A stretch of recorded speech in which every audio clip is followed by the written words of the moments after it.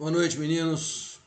Espero que todos estejam bem, para que a gente possa continuar os nossos trabalhos até o final do ano letivo, né?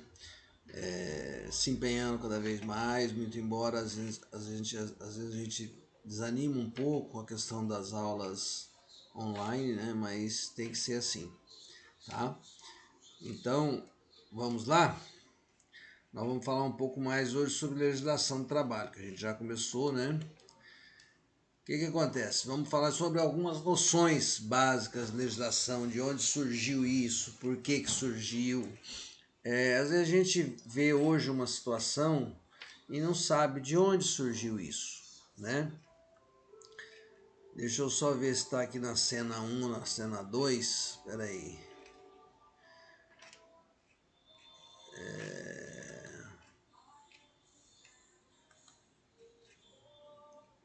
Deixa eu fechar aqui porque está errado isso aqui. Não sei como é que fecha aqui, deixa eu achar. Ocultar notificação, acho que é aqui. Não, também não é. Bom, vamos diminuir aqui, tudo bem. Vamos para a cena 2 para vocês poderem ver o que é que eu estou mostrando. Então, o que acontece? O direito do trabalho, ele surgiu, na verdade, de uma exigência do contexto existente, né? Nós tivemos lá no século XVI a explosão do desenvolvimento industrial e de qualquer sorte expandiu o modo de produção capitalista, né? E esse modo de produção capitalista da época sujeitava os empregados a péssimas condições de trabalho. Era aquilo ou aquilo. Havia lá os teóricos do liberalismo econômico que eles pregavam, ou seja, eles diziam que o Estado não devia intervir na economia e nas relações de produção e trabalho. Isso devia ser livre, devia ser os industriais definirem como eles iam produzir e eles também definirem quais eram as condutas em relação aos empregados. Então, vocês imaginam como é que era isso, né? Se os caras iam fazer tudo para favorecê-los, ou seja, ferro nos empregados e só pensavam neles. Ainda hoje nós temos um pouco de resquícios disso, né?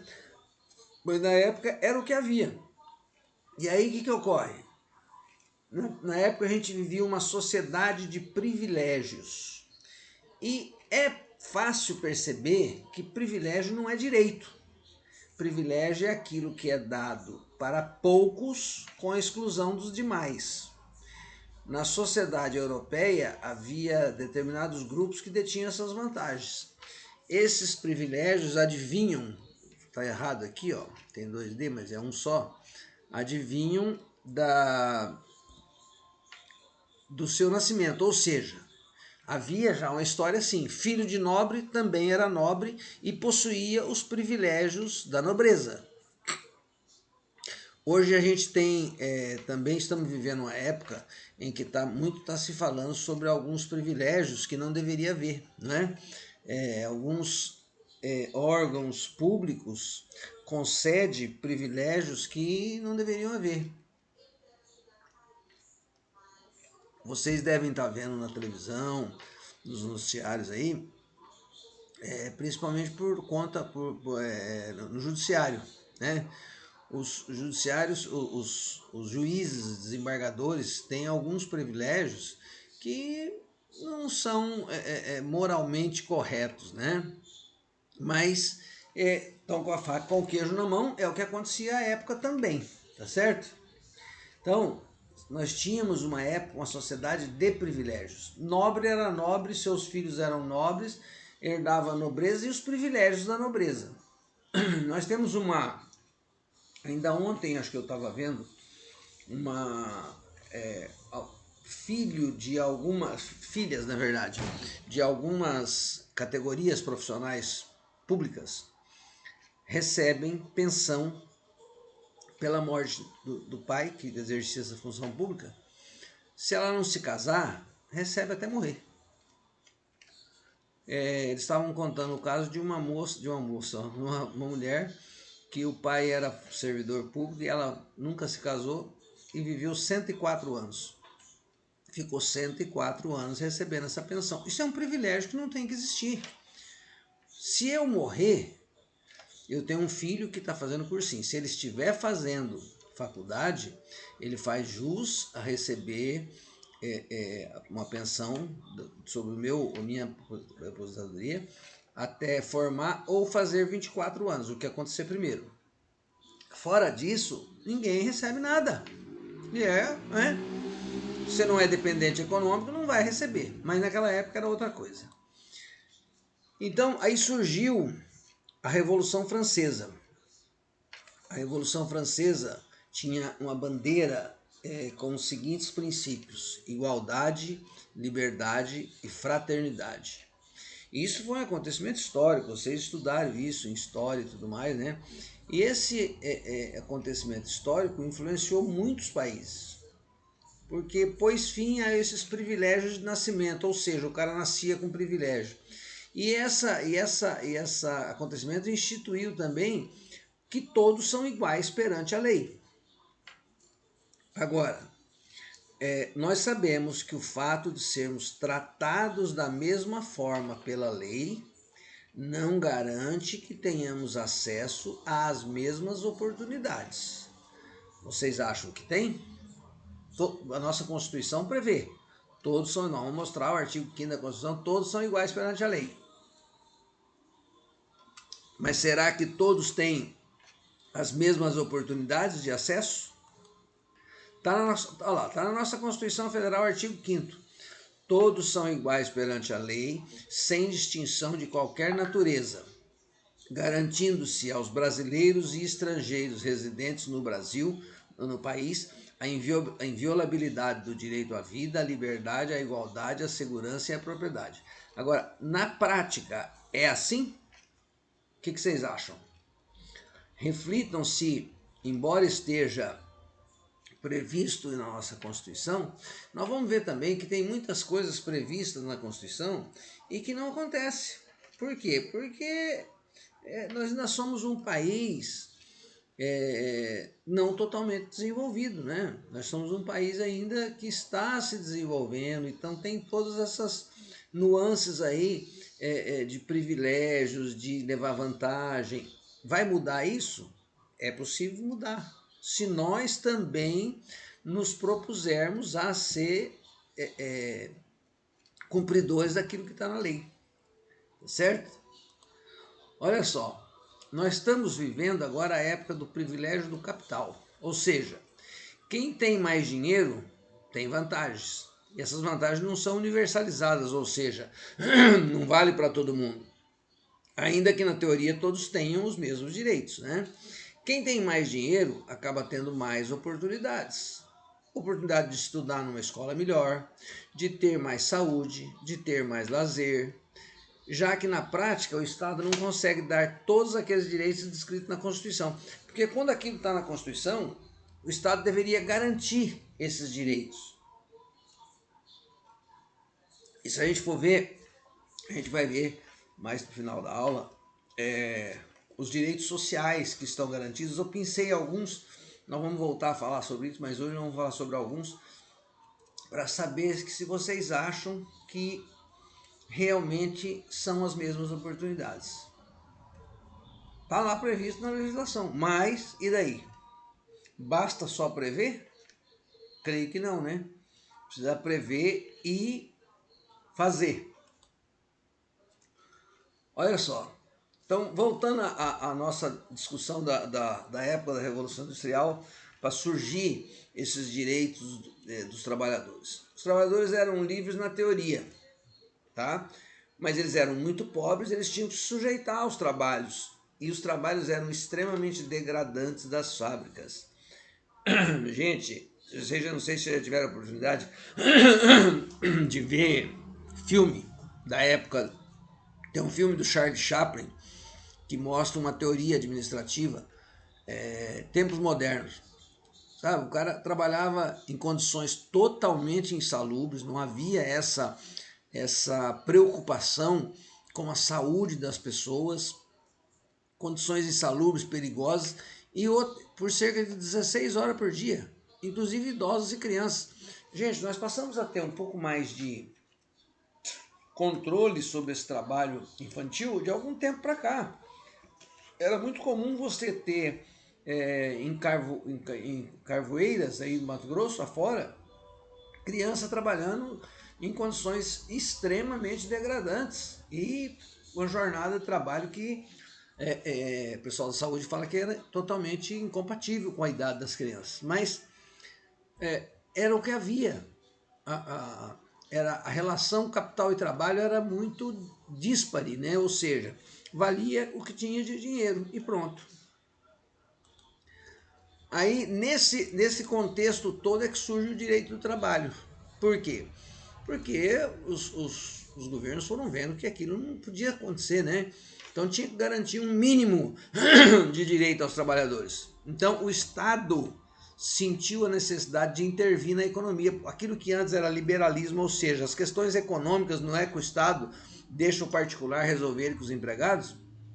O Estado sentiu a necessidade de intervir na economia e nessa relação entre patrões e empregados. Por quê? Porque os primeiros patrões, que eram detentores do capital, do dinheiro, eles tinham um poder econômico infinitamente superior aos segundos. E o que os segundos, que eram os empregados, possuíam? Apenas a força de trabalho. E por isso eles eram explorados. E se a gente for ver, essa exploração não é tão antiga. Nós vamos ver que isso começou a mudar com a edição da nossa CLT, né? Que se a gente for ver em termos de tempo de país, não é tão grande. Então, o direito do trabalho surge exatamente nessa situação, visando garantir um mínimo de direito aos trabalhadores, e o Estado sentiu essa necessidade de intervir na economia e nas relações entre patrões e empregados. Certo? E aí os países ocidentais passaram a incluir nas suas constituições o direito trabalhista. Quer dizer, isso surgiu lá na Europa e tal, depois veio visando a proteção do trabalhador. O México fez isso na Constituição deles em 1917. No Brasil, houve uma revolução em 1930. Getúlio Vargas assumiu o poder do Estado Nacional Brasileiro. Primeiro ele ficou como chefe provisório de 30 a 34 e depois como presidente até 45.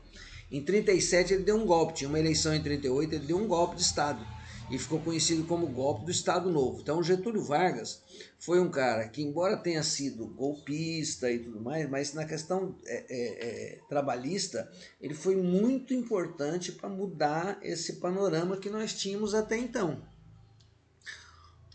Olha só, durante o período do Vargas, que é esse período aí, ó, que nós já dissemos aqui, de 30 a 34 e depois até 45, ou seja, de 30 a 45, ele interviu na economia e nas relações de trabalho e editou uma série de leis trabalhistas. Então ele instituiu, olha que importante, que nós temos até hoje, salário mínimo, jornada de trabalho de 8 horas, férias anuais remuneradas. Vocês acham que chegaram no fim do ano vocês tinham férias?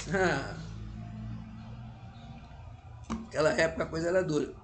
Estabeleceu esse sindicato único, contribuição sindical, só que ele fez uma coisa também, ele proibiu o direito de greve. Depois nós vamos ver numa outra aula a questão da greve hoje, inclusive prevista na nossa Constituição.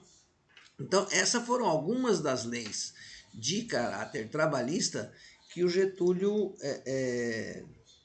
promulgou na época, né, intervindo nessa relação de economia e nessa relação de trabalho.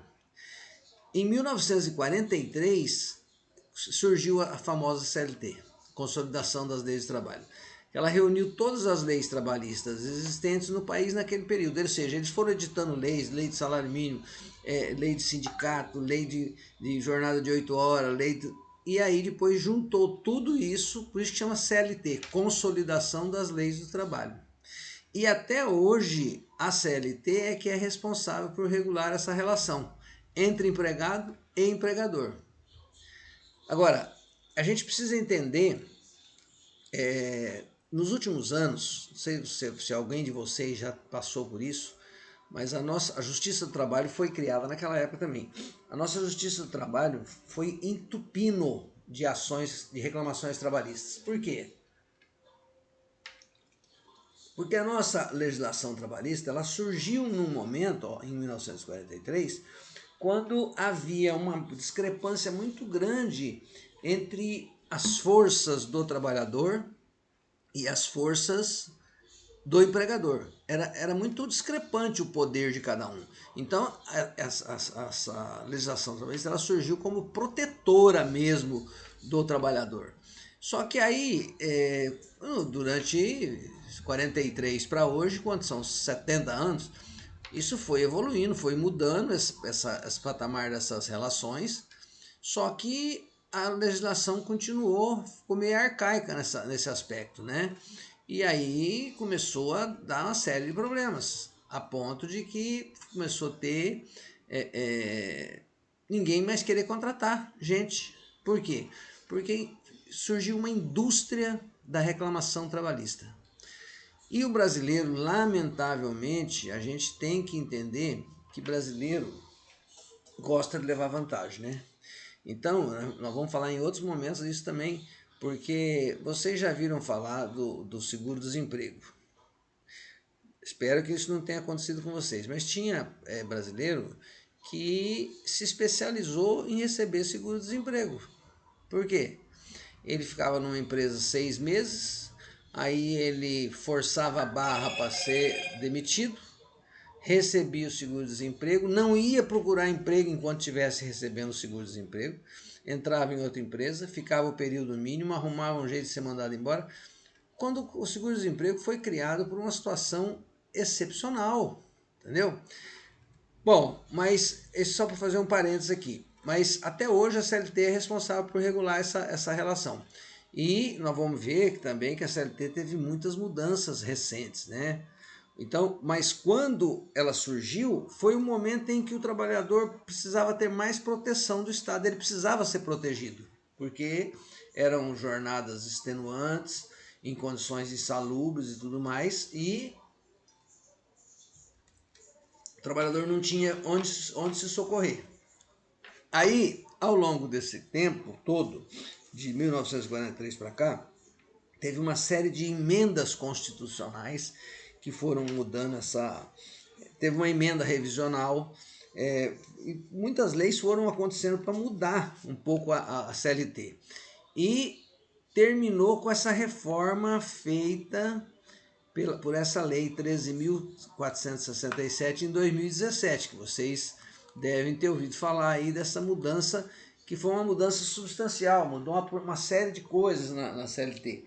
Permitiu, isso vai permitir, na verdade, uma maior chance de empregabilidade, embora as pessoas achem que não, porque você tinha algumas coisas que deixava amarrada essa... Ah, você contratou um cara, tá, agora o cara você contratar, você tem que fazer isso. A CLT foi mais permissiva agora, entendeu? Com essa reforma. E isso vai mudar muitas relações, inclusive trabalho aí entre todos os setores. Essa foi a mudança de 2017 que esvaziou muito, inclusive a Justiça do Trabalho. Por quê? Porque o cara que entrar com uma ação e ele... Porque antes era assim, o cara ia lá no advogado e o advogado também fazia isso. Ah, não, vamos pedir isso também, vamos pedir isso também, vamos pedir isso também. Então o cara entrava, se o advogado achasse que ele tivesse direito a 50 mil, entrava pedindo 500. Só que se ele fizer isso hoje, ele vai pagar, ou seja, o cliente dele vai pagar. A hora que for julgado, não, ele só tem direito a 50? Tá, mas sobre os 450 ele vai pagar honorário para o advogado da empresa. E aí? Então agora o cara passou a pedir apenas aquilo que efetivamente o cara tem direito. Então isso fica mais fácil para o juiz julgar, não fica tantos processos tramitando. Nossa, tem processo na vara do trabalho que demorava 1 ano para marcar audiência de conciliação. Você vê, nós tínhamos aqui, e aí não tem efetivo, nós tínhamos uma vara itinerante aqui, que era com movimento brutal, fecharam, tá tudo em Andradina agora, entendeu? Então, essa reforma, eu acho que ela veio para ajudar. Olha o que diz a nossa CLT quando ela começa a definir o quem é empregador e quem é empregado. Então, o artigo 2º da CLT diz o seguinte, que considera-se empregador a empresa individual ou coletiva que, assumindo os riscos da atividade econômica, admite, assalaria e dirige a prestação pessoal do serviço. Ou seja, para alguém ser considerado empresa, ela precisa ter essas características. Ela está assumindo os riscos da atividade econômica. Então, se eu monto um comércio, eu estou assumindo os riscos dessa atividade, né? Eu assumo os riscos da atividade, eu estou admitindo o empregado, eu estou assalariando ele, estou dirigindo a prestação pessoal dos serviços dele, seja através de gerentes, não importa, mas é dirigido pela empresa. Então, com essas características, nós temos o empregador. O empregador precisa ter essas características, senão, na Justiça do Trabalho vai ser descaracterizado que ele seja empregador. Por exemplo, se eu tenho uma atividade econômica, mas eu não admiti o cara, não assalario o cara, como é que eu posso ser considerado empregador? Tá? Tem uma série de parágrafos que eu não pus aqui, mas que fica uma coisa mais de pegar mais minúcias, tá? Aí nós temos o empregador rural, que é regido por uma lei específica, e o empregador doméstico, que durante muitos e muitos anos esse aqui não era respaldado por nada, né? O empregador doméstico não tinha direito nenhum. E aí nós tivemos uma lei que criou essa figura do empregado doméstico, e depois nós tivemos agora recentemente, em 2015, uma lei complementar que deu todo o respaldo para empregado doméstico. Tanto que empregado doméstico hoje tem direito a fundo de garantia, tem direito a todos os benefícios. Você recolhe, antes você recolhia uma guiazinha, agora você recolhe o tal do E-Social. Nesse E-Social está lá fundo de garantia, está tudo, INSS, PIS, tudo que você tiver que recolher. Então, mas através de leis específicas, tá? Então, essa é o conceito ou a definição do que é ser empregador. E o que é ser empregado? Empregado é toda pessoa física que prestar serviços de natureza não eventual ao empregador sob dependência deste mediante salário. Ou seja, empregado tem que ser pessoa física, pessoa jurídica não é empregado de ninguém. Isso hoje está sendo usado pelas empresas para fugir um pouco dessa questão dos encargos de contratar alguém, está exigindo. Hoje até um rapaz de São Paulo foi me mandar um contrato para eu dar uma olhada. Exigindo que às vezes o cara abra uma microempresa individual, ser microempreendedor individual, porque aí ele presta serviço de empresa para empresa, deixa de ser considerado empregado, porque empregado tem que ser pessoa física. E outra coisa, então o primeiro requisito é esse, ser pessoa física. Prestar serviço de natureza não eventual ao empregador.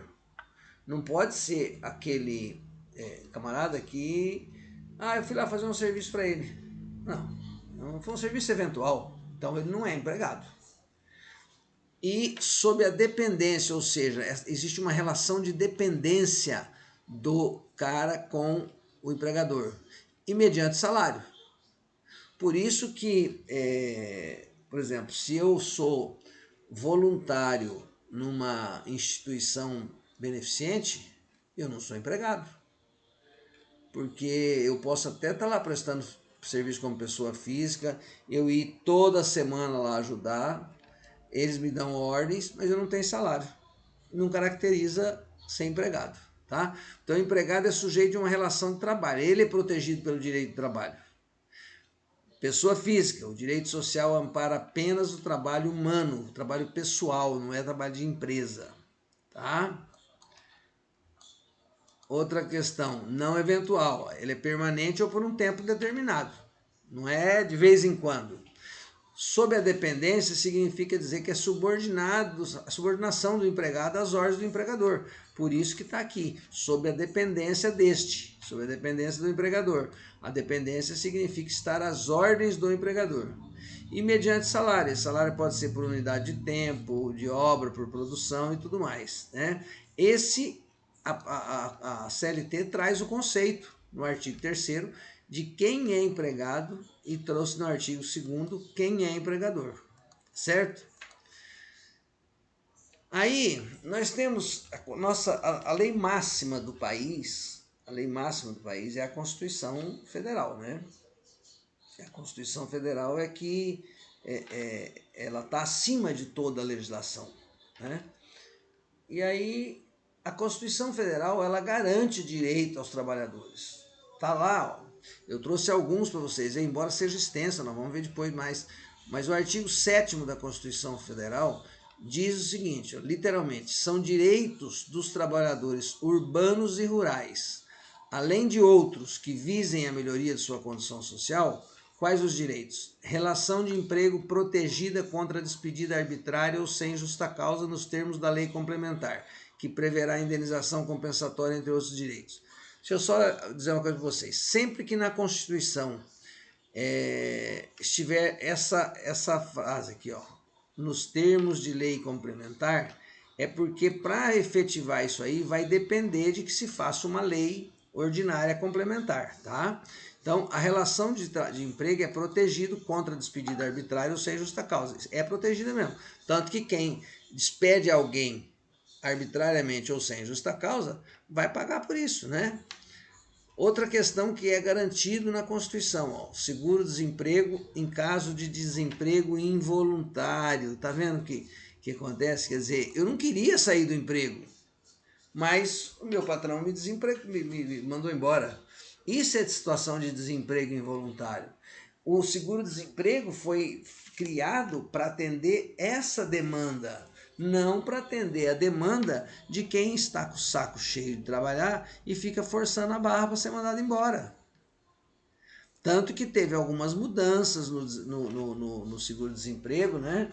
Eles começaram a oferecer qualificação para o cara, porque estava virando a indústria do seguro-desemprego. Mas está previsto na Constituição o seguro-desemprego. Como está previsto também na Constituição o Fundo de Garantia por Tempo de Serviço. Gente, o Fundo de Garantia por Tempo de Serviço, não sei se vocês já passaram por isso, mas houve uma época em que era muito comum o empregado chegar no empregador e falar, vamos fazer um acordo, eu preciso reformar minha casa e tal, me manda embora para eu sacar meu fundo de garantia e eu continuo trabalhando sem registro. Muito se fez sobre isso. Por quê? O que acontecia? Quando o empregador ele tem uma penalização por mandar o camarada sem justa causa embora, ele era obrigado a pagar uma multa de 40% sobre o valor que o cara tem depositado no Fundo de Garantia por Tempo de Serviço.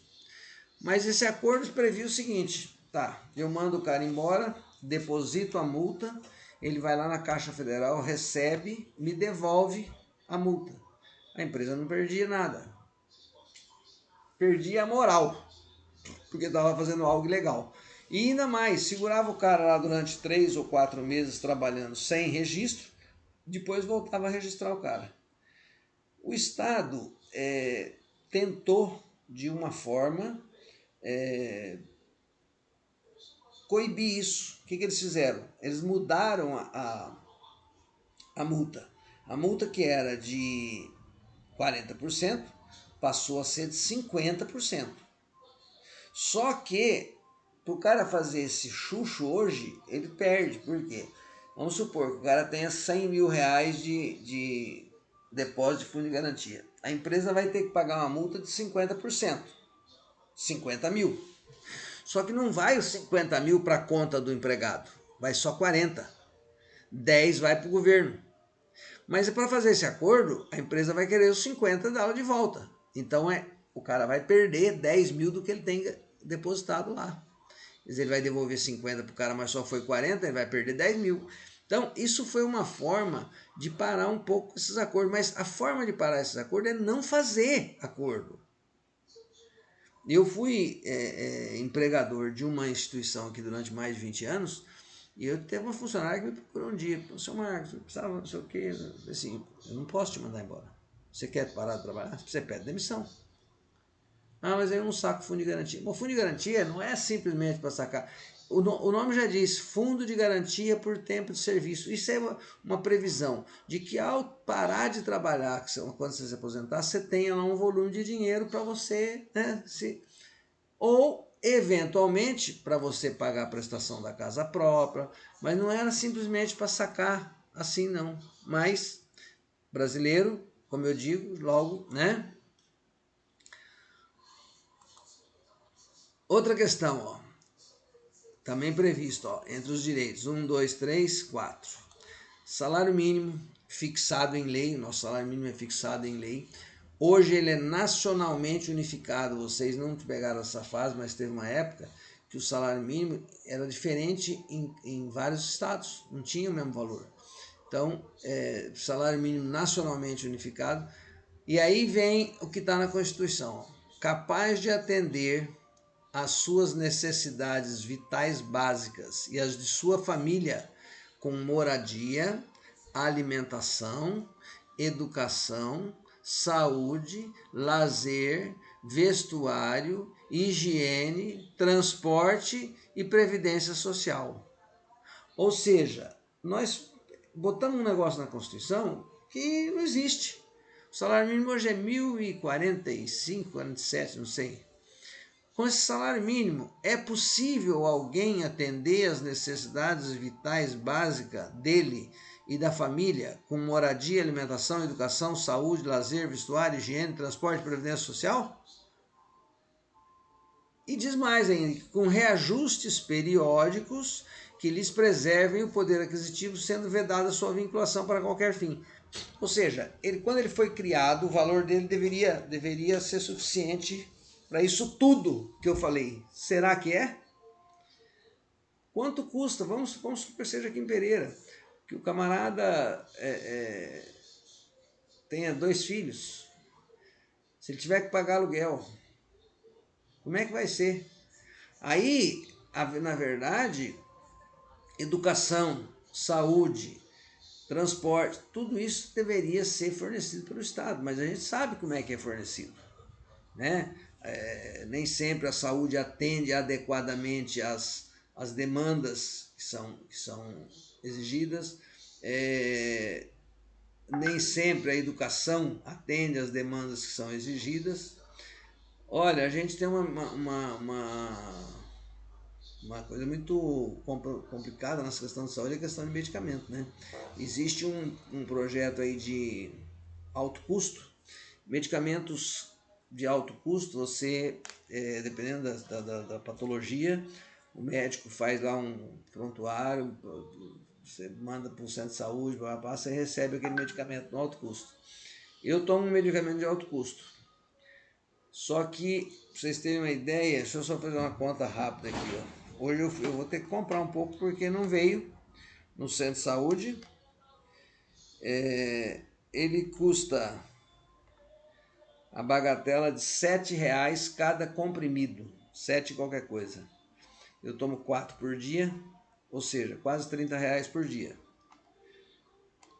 No mês daria milão. Como é que faz? Então, está cheio sim. Não atende, é brincadeira dizer que o salário mínimo nosso atende essas necessidades básicas. Tem uma outra questão do salário mínimo que é importante que vocês saibam, sendo vedada a sua vinculação para qualquer fim. Essa vinculação é assim, o cara não pode... Antigamente, tinha muito cara, quanto você ganha? Eu ganho 5 salários. Hoje ninguém pode dizer isso porque não pode vincular o salário mínimo para qualquer fim. Até a Previdência Social fazia essa vinculação. Eu me lembro quando meu finado pai aposentou como produtor rural, quando saiu a lei isso foi 30 e tantos anos antes dele morrer, e já faz 8 que ele morreu, 9, saiu a legislação que o produtor rural tinha que contribuir e se aposentar. Então meu pai recolheu lá e recolheu pelo máximo. Quando ele aposentou-se, eu tenho um papel nos documentos dele que eu tenho guardado aqui comigo, ele aposentou com 5,5 salários. Quando ele morreu, ele não recebia nem 2, pouco mais, quase 2 salários. Quer dizer, só que agora, a partir da Constituição de 88, você não pode vincular. Quanto você vai me pagar? 3 salários? Não vou te pagar 3 salários, vou pagar 3.000 e poucos reais, que significa 3 salários.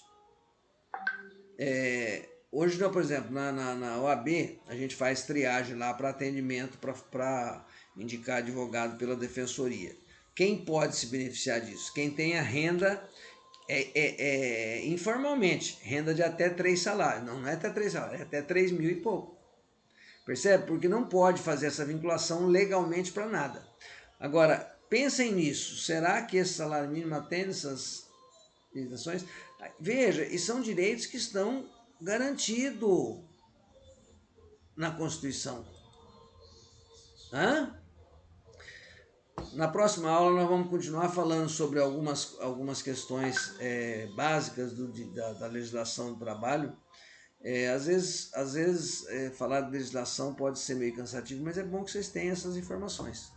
Vamos pensar, esse artigo 7º da Constituição, ele é extenso, mas vamos pensar mais alguns incisos aqui que sejam relevantes, que sejam mais conhecidos, para a gente poder discutir, né? E sempre que vocês puderem surgir, eu vou tentar depois fazer um paralelo dessa mudança, essa reforma trabalhista, o que tinha, o que teve, né? E onde também está previsto na CLT as questões da segurança do trabalho. Também na CLT está previsto a questão da segurança do trabalho, que as empresas vão ter que ter CIPA, as empresas vão ter que ter SESMIT e tudo mais. E aí a gente vai falar também um pouco sobre isso. Vamos conversando sobre isso, tá beleza? Hoje nós vamos ser mais rápido, né? Para vocês poderem dormir mais cedo. Mas é para dormir, não é para ir para rua não, tá bom? Um beijo grande a todos. Fiquem com Deus.